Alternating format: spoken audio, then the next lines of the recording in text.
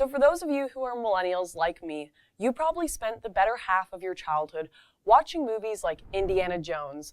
Maybe in high school you went to see *Inglourious Bastards* or other movies like it. You most certainly read and watched Harry Potter and know which Hogwarts house you belong to.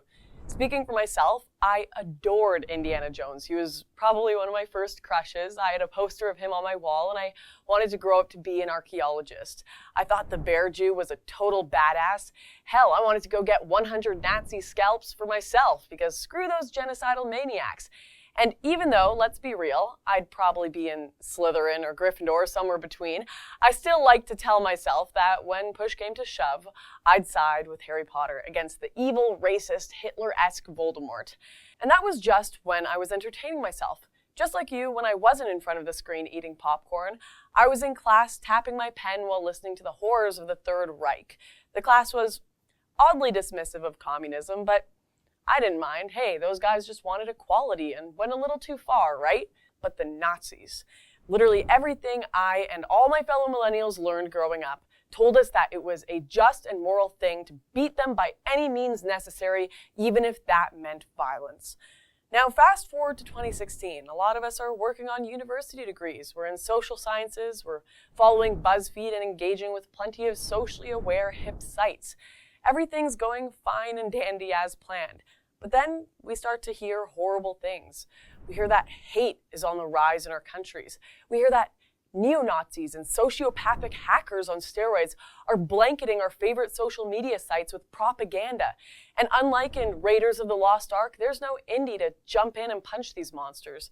We hear that women are being forced into self-imposed exile by armies of sexist, basement-dwelling gamers trying to purge them from their culture with Hans Landa-like zeal. And unlike in *Inglourious Bastards*, we can't lock these monsters inside E3 and burn them alive. We start to fear that while the magic of Harry Potter was fictional, the hate and racism in it is more real than ever. And then, right on cue, Voldemort rides down a golden escalator and announces that he is running for president of the United States. Only he isn't an obviously evil, noseless horror. He's a formerly beloved reality star named Donald J. Trump. And while he lacks Voldemort's serpentine appearance, the politics are all the same. He hates women and wants to take away their rights. He wants to build a wall and keep out an entire race of people. He's racist against Muslims and wants them to be all documented just like the Jews in World War II or the Muggle-borns in Deathly Hallows. His campaign staff is riddled with white supremacists. His followers throw up Nazi salutes and wave Confederate flags. What is going on here? Is this really my America? How is this happening in 2016? Worse, you realize you're not the only one who sees it. Slate has produced an entire podcast on the comparisons between Hitler and Trump's rise to power. One of your favorite directors, Spike Lee, says that Trump wants to close down mosques and that's like the Nazis. That's like Hitler, Mussolini, the Axis powers. You can't do that. Your favorite political commentator, Bill Maher, starts drawing the comparisons. You look at the cover of Daily News, which literally says, Trump is Hitler, in large bolded letters. You talk to your friends in confusion and to your professors, always asking the same desperate, betrayed questions. How can we let hate win? How is this my America? And your blood, once chilled by fear, now begins to boil with rage. If Voldemort is trying to take over your country, shouldn't there be a Dumbledore's army to oppose him? And then you see it, a sign on campus that says, fight fascism, join your communist coalition, join the Marxist club, join your local Antifa. And suddenly your mind starts conjuring images of Brad Pitt cutting swastikas into Nazi commanders' heads, of Indiana Jones punching Nazis out of Zeppelins, and of Molly Weasley screaming, "Not my daughter, you bitch," in the laughing face of Bellatrix Lestrange. And that's when you decide that joining Antifa and doing whatever you can to oppose this evil is the least you can do. So you do. You join them. You also campaign for Hillary Clinton. You protest Trump's fascist rallies. Maybe you even leave one or two of the 6 smiling Death Eaters in red hats with a bloody nose. But to your horror, it doesn't seem to be doing anything. It's getting closer to the election day, and yet even your hero Michael Moore has come out and said that Trump has a very real chance of winning. In fact, he's probably going to do it, and he's going to get us all killed. He finishes on a dark tone. Good night, America. You just elected the last president of the United States. And then it's over. Trump wins. Hans Landa grins at you with the face of Steve Bannon before bullets rain on your hopes. The Ark of the Covenant opens up and you watch horror-struck as it's Hillary Clinton and Barack Obama's faces that melt.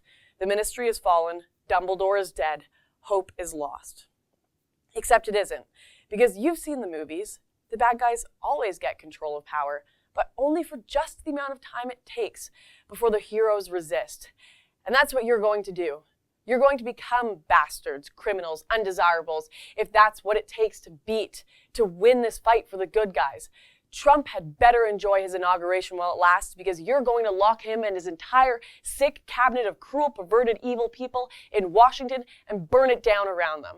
So you go to Washington, you paint your Make Racists Afraid Again sign, and put on your black mask. You take to the streets. You punch Nazis. You smash the windows of bourgeoisie Vichy collaborators. You attack the Death Eaters in tuxedos at Deplorable and the Dementors in riot gear on the streets. You take your one final stand. It's exhilarating. Surely this will be the moment the good guys win after all. But they don't. Instead, you get arrested. You're soon to be charged with a potential $10,000 fine or a 10-year prison sentence. You're not Indiana Jones. You're the person who's been punched off your high horse and told you have no ticket to a job or a life to live. You're not the bastards. You're barely even extras. You're not Harry, Ron, or Hermione. You're just pointless husks whose futures have been hollowed out by the Dementor's kiss of your own recklessness. And none of it was worth it, because ultimately everything you did was for nothing. Trump is president, and there's nothing you can do about it. And in fact, it was for even less than nothing. It wasn't even for an idea. You ruined your life for lies. Because it's not just that you aren't Indiana Jones.